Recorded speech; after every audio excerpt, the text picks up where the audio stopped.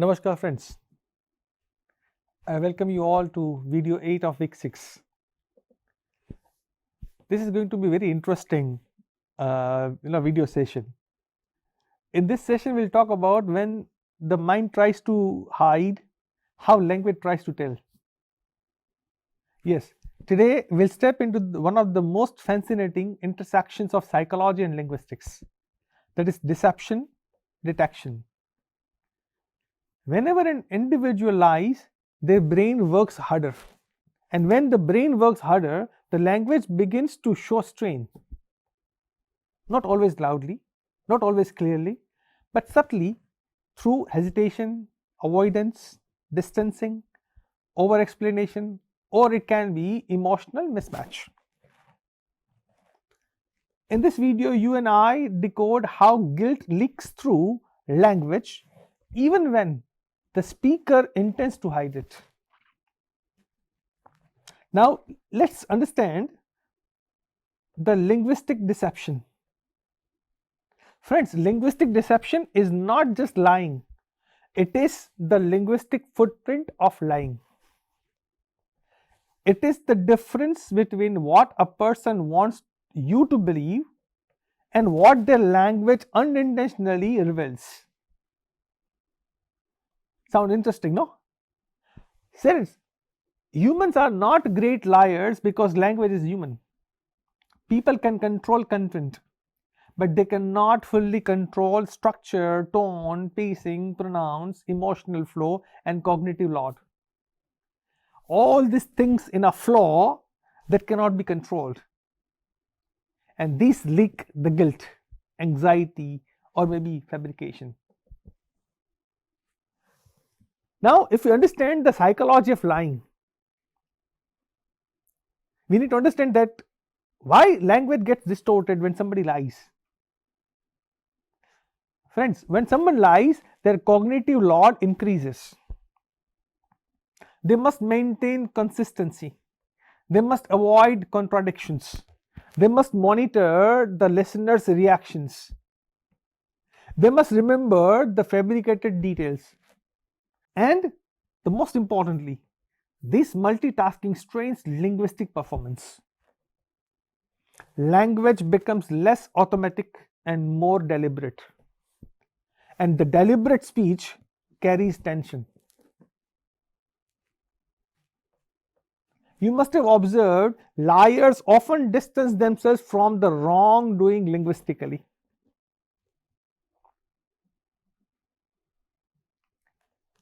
You must be curious that how it happens. How the language, when we talk about distancing language, how it works when the speakers separate themselves from their words. I give one example. Instead of telling, I broke the lock, when I say, the lock was broken. Instead of, I met him, I say, we met somewhere. Instead of naming the victim, when the person uses generic terms like that person or that lady, this distancing is psychological self-protection, and courts recognize it as a subtle marker of guilt. Friends, I tell you frankly, the lie talks too much. The lie requires lots of over explanations, whereas the truth is usually simple. Lies are complex because they are built consciously. A deceptive speaker often adds irrelevant details to appear credible. For example, I reached home exactly 8:13 p.m. I remember because the street light flickered twice. Such hyper-specific details may signal fabrication. Others people say that I reached around 8:15. When you say around 8:15, that sounds a bit authentic. But when I say exactly at 8:13 p.m., when I entered, the street light flickered twice. So much of minute observation. This is over explanation. And such hyper-specific details may signal fabrication. And we can find that their purpose is persuasion, not truth. Sometimes some liars give extremely short answers, like yes, no, maybe, I don't remember. Either it goes over explanation or it goes to under explanation, where the liars try to keep things too short. This is not always deception minded, but when combined with evasive tone and lack of elaboration, it may indicate avoidance. Liars often minimize speech to reduce the risk. The best clue is the shift in the pronouns. Friends, these small words are there with big meanings. Pronouns reveal attachment and responsibility. A guilty speaker may avoid saying I when describing the critical moment. They may shift to we to hide individual responsibility. They may switch to they to externalize blame. Research shows liars use fewer self-references during deceptive segments.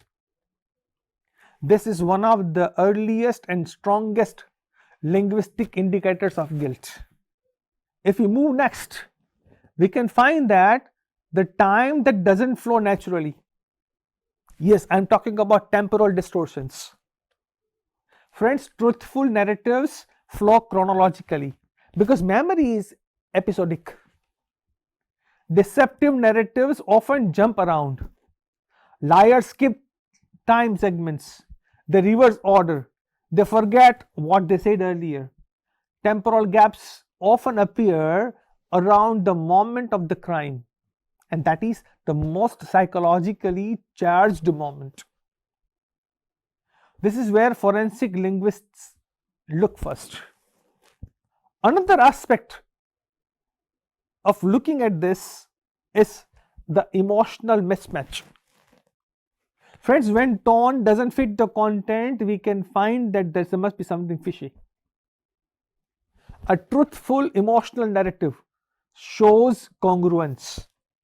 If someone describes trauma, fear, or threat with a consistent emotional tone, it appears genuine. But liars they often display mismatched emotions. The flat tone during the painful event and the exaggeration during the trivial details. Then sudden laughter or nervous smiling. This mismatch is not always intentional, but it leads to a leakage of psychological strain. Let's understand through a case scenario where a guilt leakage is found in a digital chat. Consider a cyber stalking case where the accused texted, whatever happened, happened. Let's not complicate things, no point bringing it up. I repeat, whatever happened, happened. Let's not complicate things. Sentence number 2. Sentence number 3, no point bringing it up. Now, notice the avoidance. Number 1, no admission, no denial, no direct reference to the allegation. This linguistic fog signals discomfort and possible guilt. Friends, digital communication with its spontaneity often exposes guilt more clearly than spoken statements. Now the question is, why this linguistic deception matters the most in the new criminal laws? The Bharatiya Nyaya Sanhita gives new importance to intent, fear, communication and misrepresentation. Many offenses now depend on what was said, how it was said, how the victim perceived it. A threatening message may rely entirely on linguistic intent. A consent case may hinge on verbal cues. A deception case may revolve around linguistic manipulation. This makes linguistic deception analysis very vital. As a budding linguist, as a budding forensic linguist, what you need to do is you need to train your ears for such kind of deceptive patterns. You lend your ears to sudden shift in pronouns. You look for over precision or under detailing. Your focus must be on long pauses around critical moments. You should also look for repeated self-justifications. And yes, passive constructions replacing active responsibility.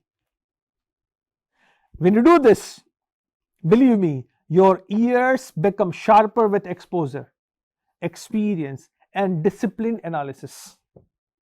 When you do this, believe me, deception does not limit to detected by intuition, it is detected by the linguistic science.